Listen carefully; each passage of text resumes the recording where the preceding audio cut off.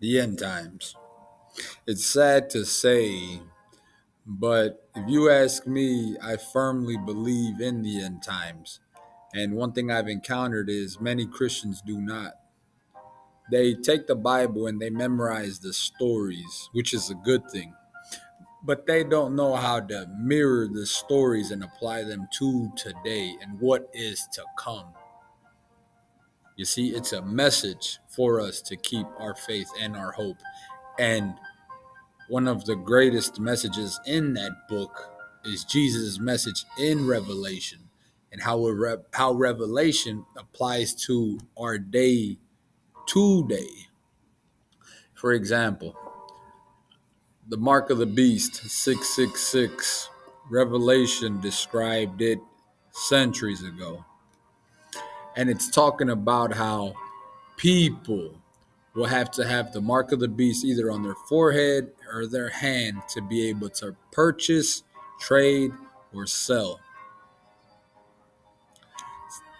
70 years ago, people used to use dollars and coins to buy, sell, and trade.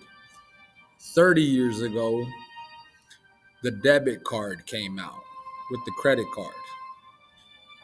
10 years ago, the chip in the debit card. A few years ago,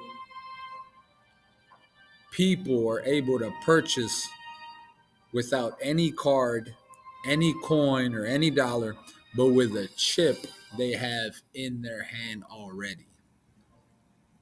What's next? What comes after that? And then, like I said, scripture says it will be mandatory to have the mark of the beast on your forehead or hand to be able to purchase or trade. The mask in 2020 was a preview, desensitized the masses, a glimpse of how to get us molded for the mark of the beast. You know, when people were wearing the mask, you can't fly, you can't enter, you can't even work here unless you get the shot or wear a mask. Mandatory, obligated. Scripture also says the gospel will be preached on all four corners of the earth. 100 years ago, you used to get mail from California to New York in a week or two. With technology improving, think about it. Do the homework. Think about it. With technology improving, it went from getting mail, a message from one side of the United States to the other in a week. You get a message from one side of the earth to the opposite literally in seconds, instantly. And nowadays, you don't even have to read it. It can be seen by video or spoken by radio, meaning you don't even have to take the time to read it. You can listen to it, which would make it faster to consume the message. The gospel is being preached faster in history than ever before. Scripture also refers to one world order. Now, I'm paraphrasing, meaning I'm not taking it word for word, but one world order, meaning there's going to be one who reigns over all. This whole Democrat Republican thing, no, it just causes division. It causes division. And eventually, with time, in time, all these governments are going to fade away and there's going to be one ruler above all. Think about it this way. The $1 bill, all of the Masonic symbols on it. What do you think those things, do you think That pyramid is just on there just to be there. What does it mean? What does it represent? What does those words underneath the pyramid mean and say? Underneath the pyramid, if you didn't know, says New World Era. The best place to hide the truth is out in the open. And when it's out in the open, people don't question it. They're desensitized by it. The moral pollution, the moral pollution is at its highest. Where rap, I remember I used to listen to rap like crazy, gangster rap, trap music, all that. It used to be about partying, smoking, and drinking, which was not good. I'll give it to you. It wasn't good. But with time, I've realized reggaeton, rap, rock, all of it is starting to little by little invite spiritual worship. You see the devil everywhere. You see him in music videos. Even God is being referred to in music videos. The more you see the devil, whether it's on TV, commercials, music video, cartoons, even costumes, he desensitizes the people. The greatest trick he ever played on society was he never existed. All of this is propaganda, reverse psychology, manipulation, and brainwashing at its finest.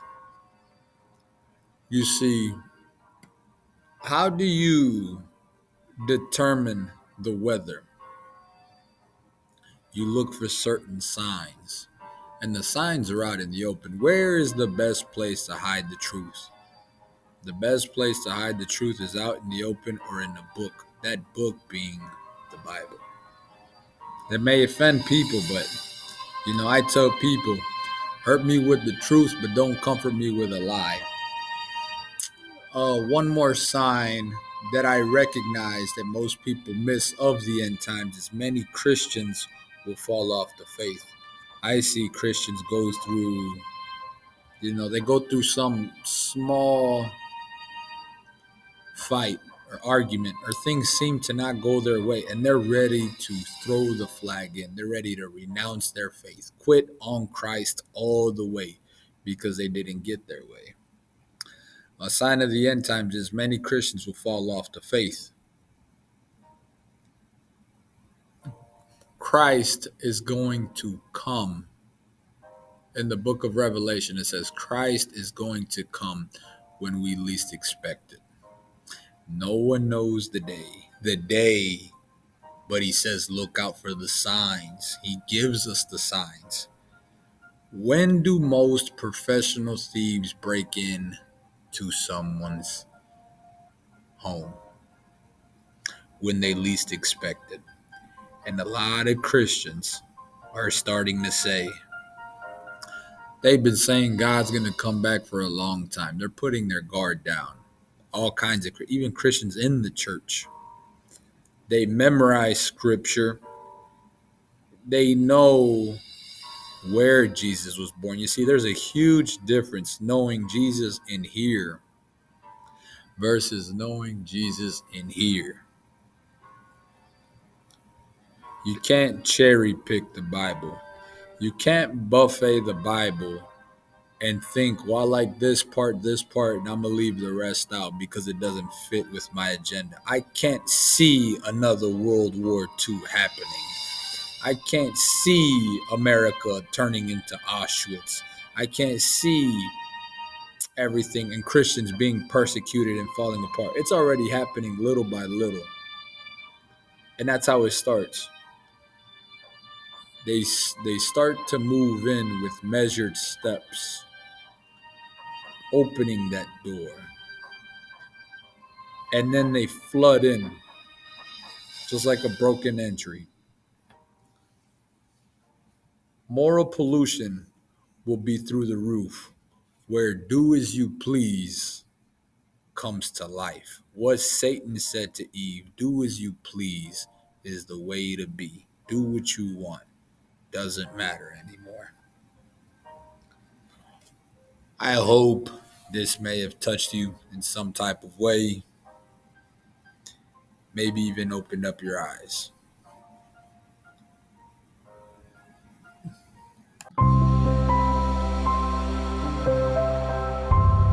God is with us.